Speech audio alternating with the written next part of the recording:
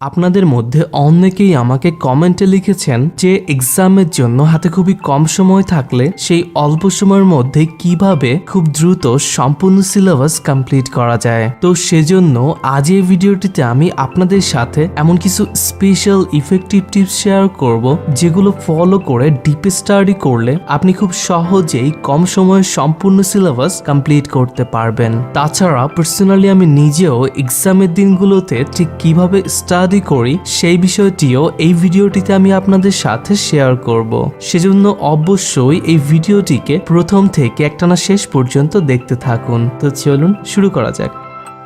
Number 1, don't try to read everything from all বুক। একটা research থেকে জানা গেছে আমাদের মধ্যে ম্যাক্সিমাম স্টুডেন্ট এক বছরের সর্বোচ্চ বইয়ের মোট 5000 পেজ পড়তে পারে এবং তার মধ্যে শুধুমাত্র 1000 পেজ পড়া আমরা খুব ভালোভাবে মনে রাখতে পারি।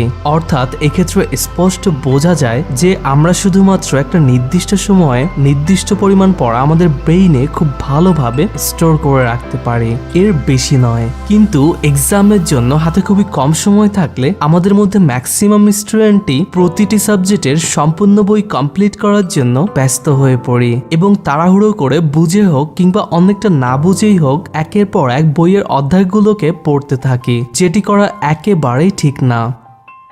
কারণ এভাবে তাড়াহুড়ো করে পড়লে পরীক্ষার হলে যাবার আগেই আমরা যেগুলো পড়েছি সেগুলোকে ভুলে যাবার পসিবিলিটি অনেকটাই বেশি থাকে। এক্ষেত্রে আমাদের উচিত মাথা ঠান্ডা রেখে সিলেবাসের সেই সব মোস্টলি ইম্পর্টেন্ট টপিকগুলোকে আগে কমপ্লিট করা যেগুলো থেকে এক্সামে ম্যাক্সিমাম কোশ্চেন আসার পসিবিলিটি সব চাইতে বেশি থাকে। এরপর সেগুলো পড়া হয়ে গেলে তুলনামূলক একটু কম ইম্পর্টেন্ট এমন টপিকগুলোকে কমপ্লিট করতে হবে। আর তারপর একেবারে শেষে হাতে যথেষ্ট সময় থাকলে শুধুমাত্র তবেই সবচাইতে কম ইম্পর্টেন্ট এমন টপিকগুলোকে পড়ে কমপ্লিট করতে হবে। Number 2, practice last 5 years question paper. এক্সামের পূর্বে একেবারে কম সময়ে সম্পূর্ণ সিলেবাস কমপ্লিট করার জন্য সবচেয়ে বেস্ট উপায় হলো গত 5 বছরের বোর্ড প্রশ্ন কালেক্ট করে সেগুলোকে প্র্যাকটিস করা। কারণ আপনি যদি এক্সামের পূর্বে গত 5 বছরের বোর্ড প্রশ্নগুলোকে খুব ভালোভাবে পড়ে আয়ত্ত করতে পারেন তবে আপনার এক্সামে বেশি মার্কস পাওয়ার পসিবিলিটি অনেকটাই বেড়ে যায়। আপনি একটু লক্ষ্য করলেই বুঝতে পারবেন যে আমাদের এক্সামে আসা কোশ্চেনগুলোর মধ্যে ম্যাক্সিমাম কোশ্চেনই গত 5 বছরের বোর্ড কোশ্চেন থেকেই রিপিট হয়।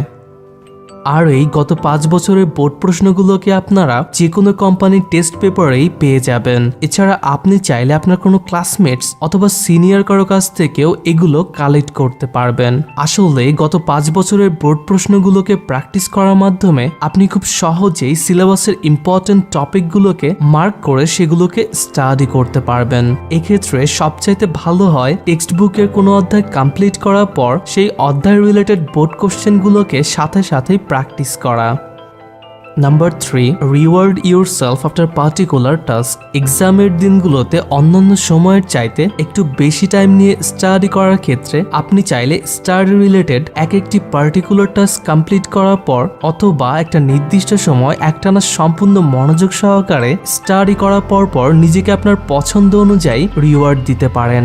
যেমন ধরুন প্রতি 1 থেকে 2 ঘন্টা একটানা স্টাডি করার পর আপনি চাইলে আপনার পছন্দের কোনো খাবার খেতে পারেন অথবা আপনার পছন্দের একটা গানও শুনতে পারেন। আর এই রিওয়ার্ড সিস্টেম অ্যাপ্লাই করার মাধ্যমে স্টাডি করলে দেখবেন তখন আপনার পড়তে একদমই বোরিং লাগবে না, বরং আপনি আরো বেশি ইন্টারেস্টের সাথে একটানা অনেকক্ষণ ডিপ স্টাডি করতে পারবেন।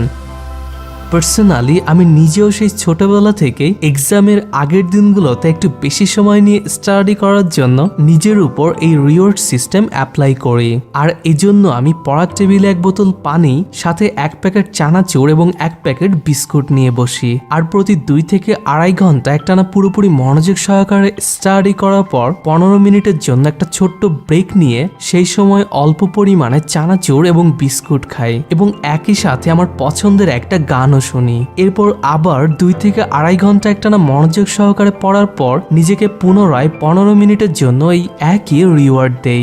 আমার সাথে এমনও অনেকবার হয়েছে যে রাত 10টায় পড়তে বসে এই পদ্ধতিতে পড়তে পড়তে কখন যে সারা রাত কেটে গিয়েছে তা আমি নিজেও টের পাইনি।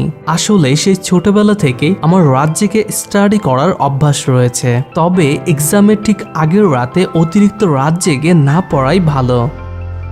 যদি এই ভিডিওটি আপনার ভালো লাগে তবে অবশ্যই ভিডিওটিকে লাইক করুন এবং শেয়ার করুন আপনার সকল ফ্রেন্ডস এবং রিলেটিভসদের সাথে, এতে করে তারাও উপকৃত হবেন। আর এই ধরনের স্টাডি রিলেটেড ভিডিও নিয়মিত দেখতে আমাদের চ্যানেলটিকে সাবস্ক্রাইব করে পাশে আসা বেল আইকনটিকেও ক্লিক করুন। Thanks a lot for being with us.